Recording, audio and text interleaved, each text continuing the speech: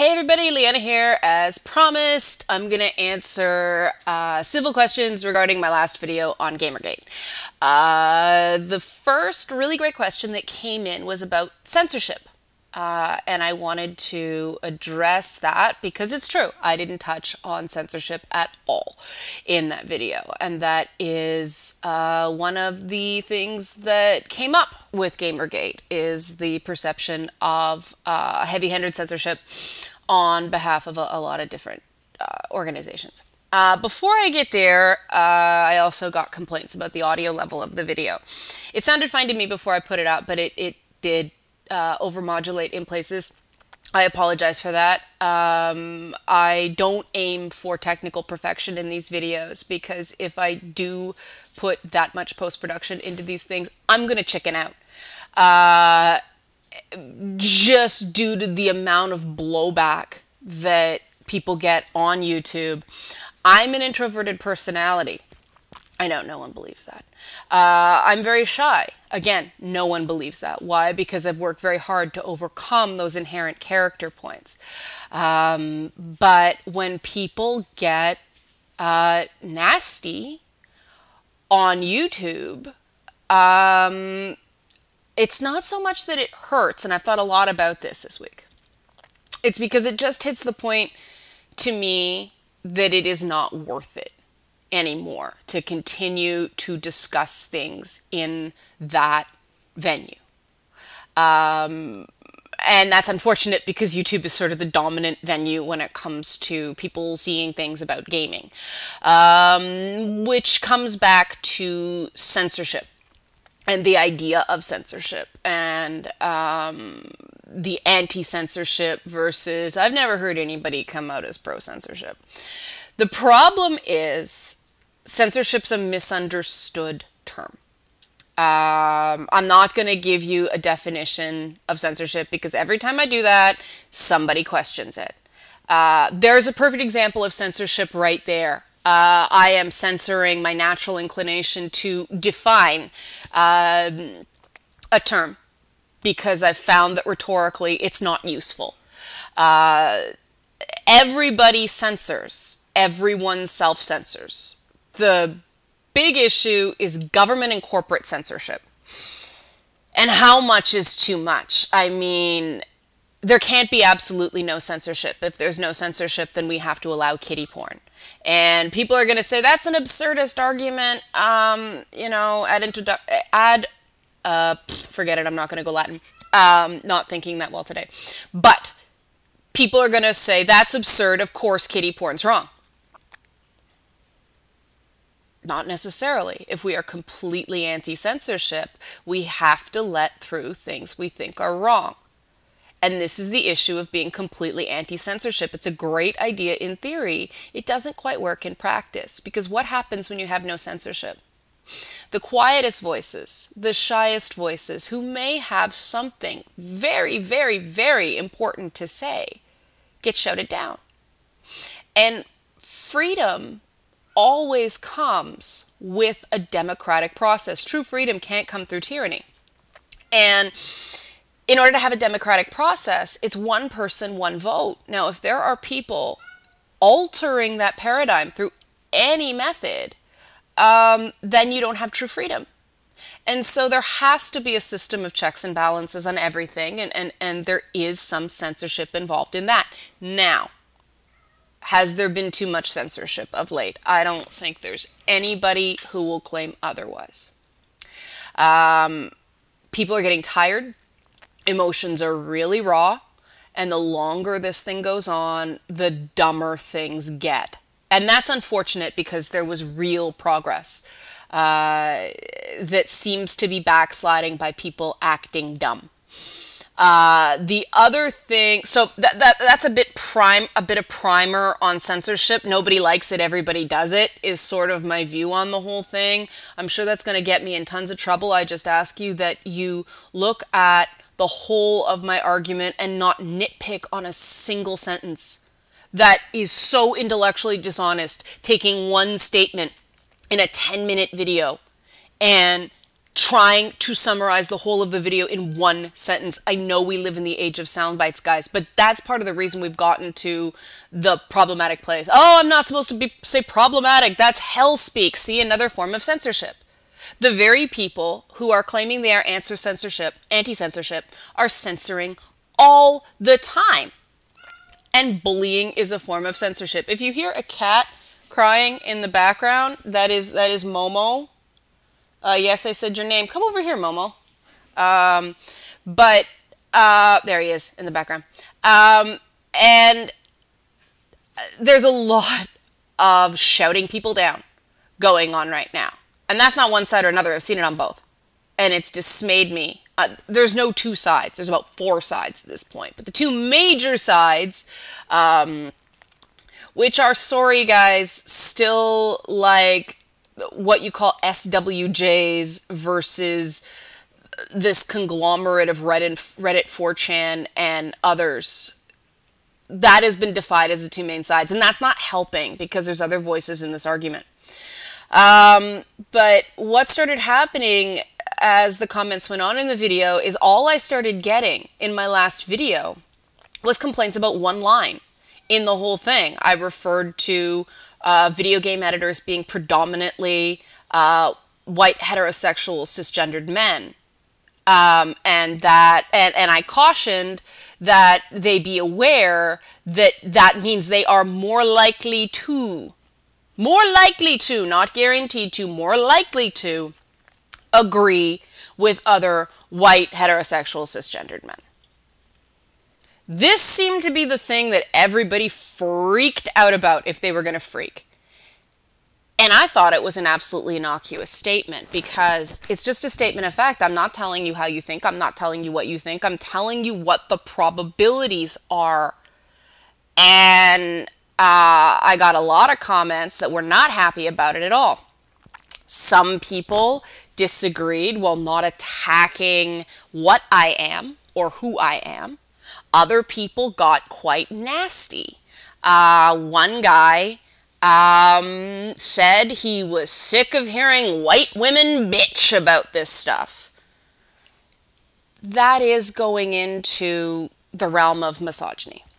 Oh, hell speak again. I'm sorry. I'm going to use the word. It's a real term. It exists. And if you actually care about minimizing censorship, you do not have the right to shout me down because of the words I choose to use.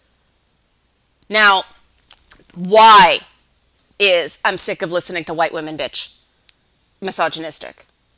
Well, this commenter who complained about his leaping to the conclusion that I was saying he must automatically agree with all black men, which is stupid, goes back and turns around and keeps referring to me as a white, heterosexual, cisgendered woman. You don't know that, sir. You don't know I'm heterosexual. You don't necessarily even know I'm cisgendered. That is an assumption. What was important to you is white woman. I'm not just a white woman. I am an individual. And when you stop dealing with me as an individual because I am a white woman, that is misogyny. I won't go so far. It's racial. I won't say it's racist. But the fact that he started with the darling, I'm sorry, and used the word bitch. I'm not one of these people who goes crazy over the word bitch. I don't like it. It is a gendered term, but language changes, and I don't think that's what it's intended to mean. I think that's become sort of a neutral term that's rooted in a derogatory approach to the feminine, but not intentionally. But this guy went after me based on gender and racial lines. And that was precisely what I was advocating against. Do I watch whether my opinions are unduly influenced by any element of what demographic group I'm part of? Yeah, I do all the time. One of the things I had to come away from was the knee-jerk reaction I tended to have to certain turns of phrase and, putting everything into a "this is against women" lens without factoring in the male. That was a mistake. There's past analysis of mine that did that. It was intellectually lacking. It was academically lacking. You can't just disregard evidence when making your point. You can't. You have to factor all of it in. And that's exactly what I was saying in the last video. Now, when someone goes on the attack and then all his buddy, I don't know if it got posted on some MRA group, men's rights activist group. I don't know if people just read the comments and decided to dogpile. I don't know. But the specificity of going after that element of the comment is intensely suspicious. Other people objected to the hell speak without attacking me directly. That's not misogynist. That's not racist. That's not any of those things. I think those words are too charged.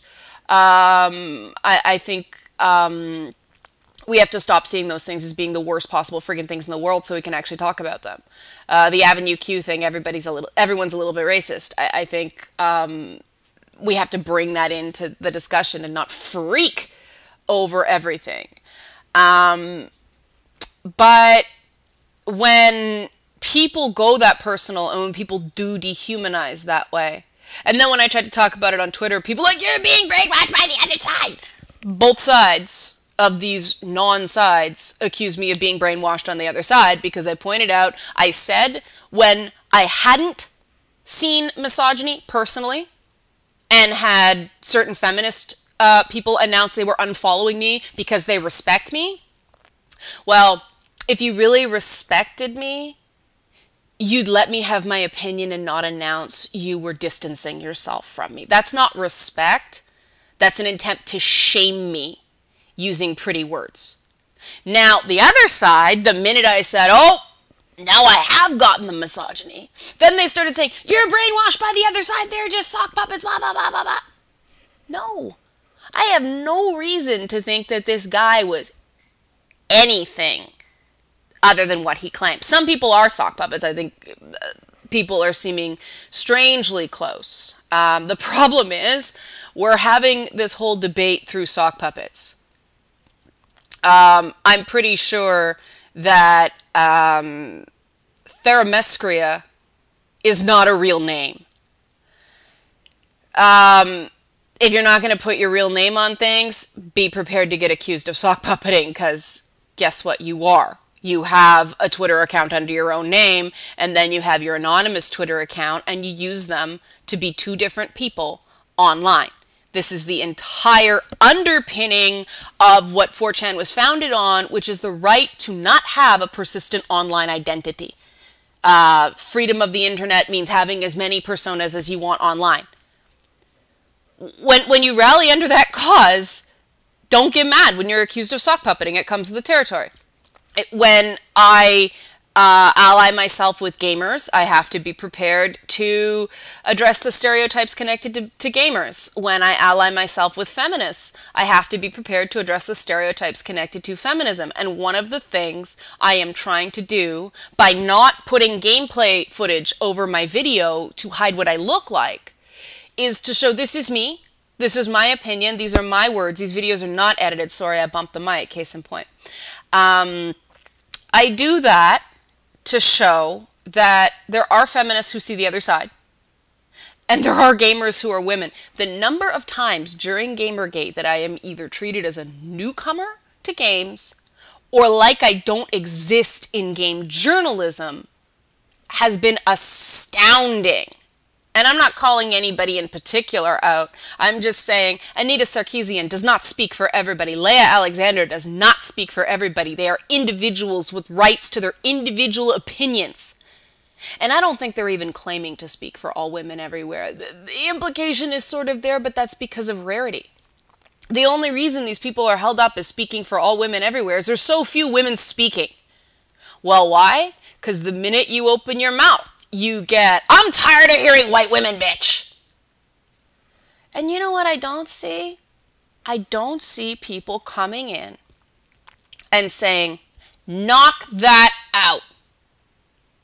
People have the right to say what they want, true. I have the right to disagree with them without being crucified in a public space.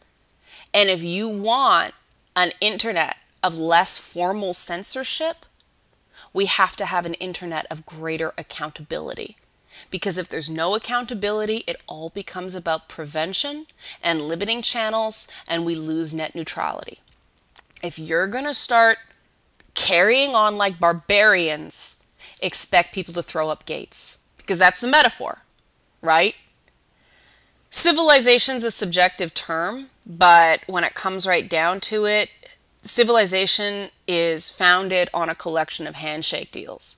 And if we stop making these handshake deals, if we stop going, here I am, I'm a real human being, this is my opinion, I'm not hiding behind any pseudonym or screen name or cartoon image, this is me. One person, one voice, go. We're not going to get a lot of movement because we're too easy to dismiss. So that's my thought. I know I went over 10 minutes, but I got so slammed because I used brevity last time to keep it under 10, and people are putting 23-minute videos of boring academic minutes online. So I figured I could do a 17-minute video for once. If things get too stupid, I am going to disable YouTube comments this time, because you know what? It's not worth my bandwidth to let people scream instead of talk. And that's the thing, like, I get notifications on my phone when there's a YouTube comment, because I like to respond to people who are actually engaged. I like to encourage people. But when it just goes to hell and people just start getting dumb and forwarding their own personal agendas on my YouTube comments, screw that. I don't know how much more I'm going to go on about this. It is very tiring. It is very hard. And there are other things to talk about. I've got an article coming out, hopefully, fairly soon, so people can see my overall opinions of the whole Gamergate thing. But I'd like to know other things that people would like to know about. Politely and civilly and in the realm of fair comment, please. Because if we don't want to be treated like social pariahs, we have to stop acting as if we're worthy of it. And that doesn't mean that everybody is. I'm just saying we because I've seen it and I know. And I'm not going to defend the terrible behavior I've seen by some people regarding games.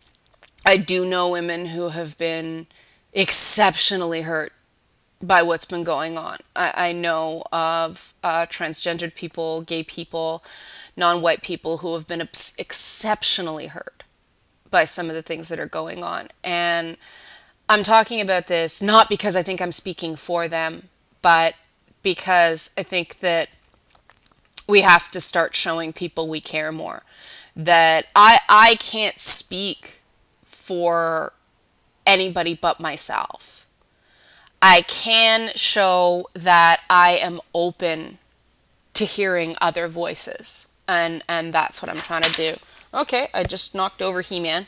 I'm not kidding. I just knocked over He-Man. So I think that's time to call it quits. All right, guys. Thanks. Bye.